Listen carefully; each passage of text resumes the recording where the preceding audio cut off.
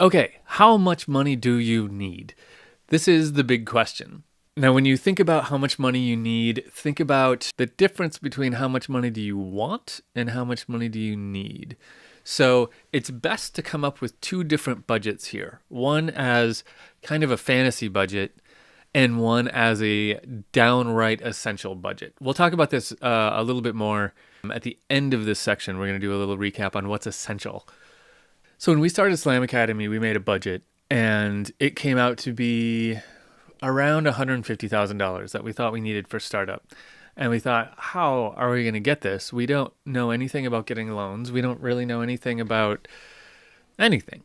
So I went to a business friend of mine who became a trusted advisor, and he essentially ripped it up and threw it out and said, this is all stuff you want. This is all stuff, none of this you need to get started. You can get started in your business with very, very little.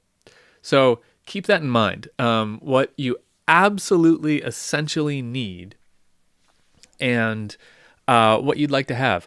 A good example of that is for us, we teach classes in electronic music. That's our business. So we thought we needed a computer lab. But after we thought through it a little more and got a little clever about it, we thought, almost anyone who's really interested in electronic music has a laptop. So what if we formatted everything as kind of like a bring your own laptop? Then we don't need to buy a computer lab, which means we don't need all kinds of extra pieces of hardware, which means we don't need to support a computer lab. We don't need IT people. Then things suddenly get a lot cheaper. And then once we had money, we stuck to that because it turned out to be kind of a cool niche where people would come into classes, not use our gear, but they would use their own gear, which students ended up liking and looking forward to.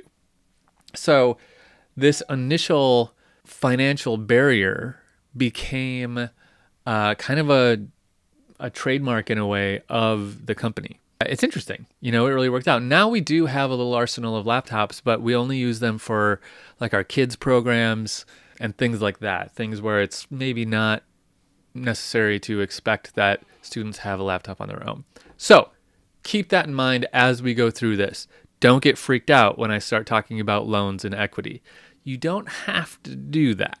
We're going to talk about loans and equity first, so I want you to remember that there is a solution coming up at the end of all of this when we're going to talk about bootstrapping, which is a way to do it without loans or without equity.